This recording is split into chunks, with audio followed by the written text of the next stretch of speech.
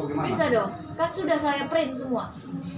Kalau misalkan nanti next teman-teman media mau lihat buku print saya, dengan senang hati. Ya.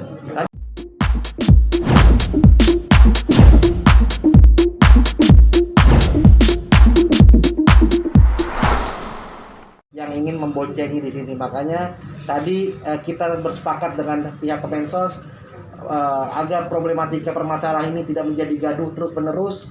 Kita sepakat untuk menyudahi ini. Tadi klarifikasi sudah, dan bahkan Pak Kasubdit dan Pak Direktur juga punya visi yang sama bahwa ini harus dihentikan. Artinya apa yang dilakukan sama klien saya Mbak Marisa ini adalah sesuatu yang baik yang harusnya disupport juga, tapi mungkin karena ketidaktahuan, makanya ke depan ini menjadi sosialisasi dan edukasi terhadap masyarakat Indonesia untuk pengumpulan uang dan barang.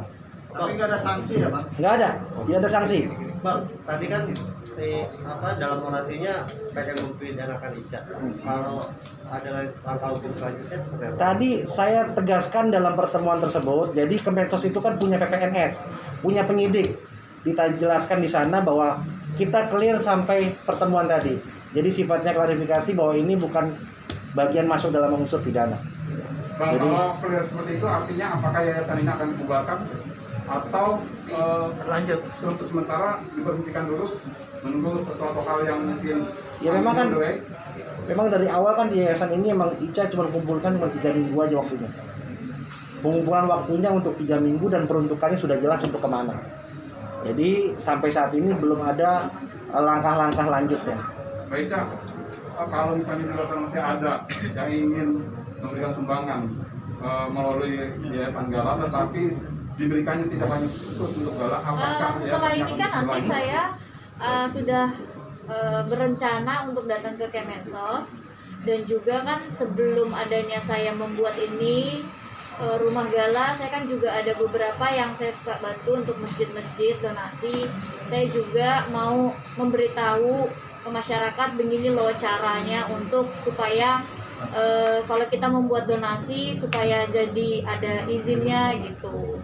Terus mau saya sampaikan juga kalau misalkan yang ada pidananya mungkin ada dan bisa kalau peruntukannya tidak dijalankan, atau mungkin pada saat pemeriksaan, bukan pemeriksaan ya, pada saat klarifikasi seperti tadi saya tidak bisa memberikan bukti-bukti mutasi yang saya berikan ternyata ada dana yang dialirkan ke rekening pribadi saya, atau saya gunakan untuk tujuannya rumah ternyata saya belikan nauzubillah min dzalik yang sesuatu yang tidak baik gitu. Itu mungkin bisa menjadi ada unsur pidana.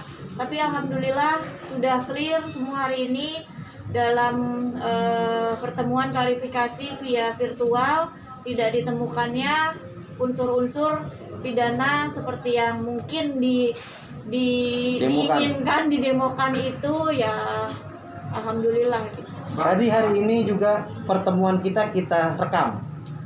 Nanti rekamannya kita bisa share Di YouTube aku sih nanti. di YouTube-nya Marisa Ica.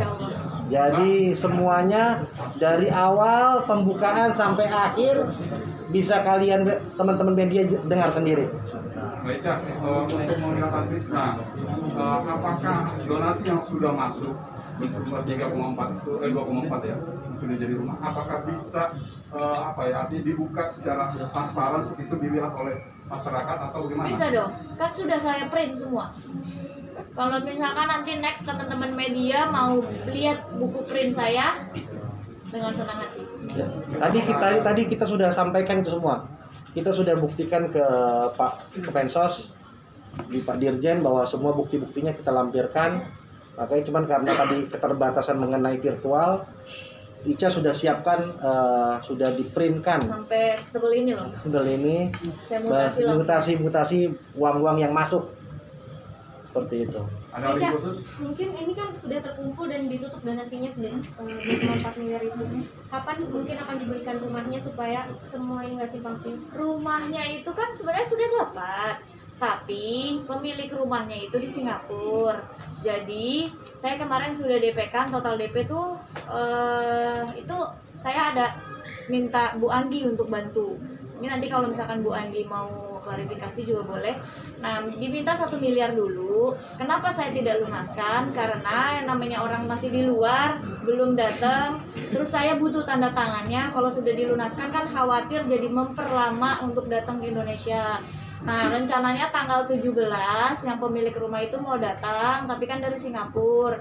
Kalau misalkan bisa tanda tangan di airport, mungkin tanggal 17. Tapi kalau misalkan tidak bisa, mungkin setelah dia karantina 10 hari, tanggal 27 baru kita bisa minta tanda tangannya untuk akte jual belinya. Kalau rumah kan sudah dapat, bahkan kemarin saya juga udah suruh datang orang untuk renovasi dan perbaiki di bagian dapur, karena memang